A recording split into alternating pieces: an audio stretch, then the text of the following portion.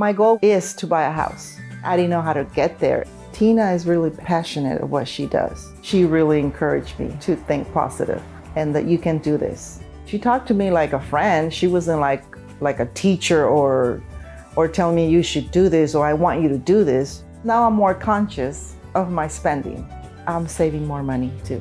Do I really need this? Tina's gonna kill me.